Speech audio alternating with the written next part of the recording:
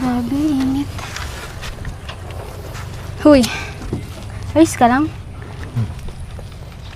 Huy. Ano mamansin? Pinansin baga kita. Ganun? Parang iwan, huy. Parang iwan ka naman. Paano ka? Kapag Bakit? kapag ganyan eh. Nagselos ka ba? Ako magsiselos. Ba't parang ang tahimik mo kasi? Hindi ka naman ganyan.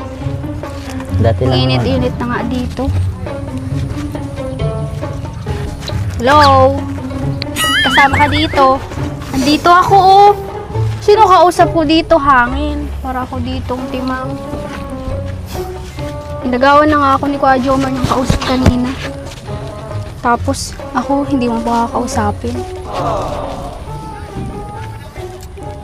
Paano pag sinabi kong nagsiselos ako? Talaga? Nagsalas ka naman pala.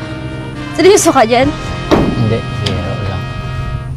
Hindi kasi, ba't ka naman doon magsiselos? Eh, tapos na yon. Matagal na kaming tapos nun. Saka, okay naman kami nun. Ba't parang binibigyan mo ng mali siya yun? Hindi naman ako nag-react. Saka, kahapon lang kami kahapon lang siya nag-chat sa akin na ganun. Saka, nabigla din ako. Saka, di naman ako nagre-reply dun. Nakita mo naman yun, di ba?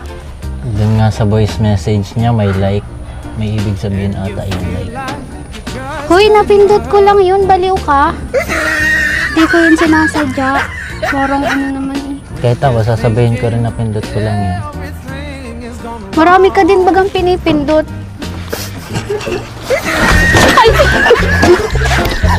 Aray ko! Alam pinipindot? Nilalike pala. Marami ko palang nilalike. Sige na, baka hinahanap na ako ni Bro Joms. May binili ako dyan tubig para sa'yo. Ito ako na lang dyan. Kunin mo na lang. Problema nun. Parang...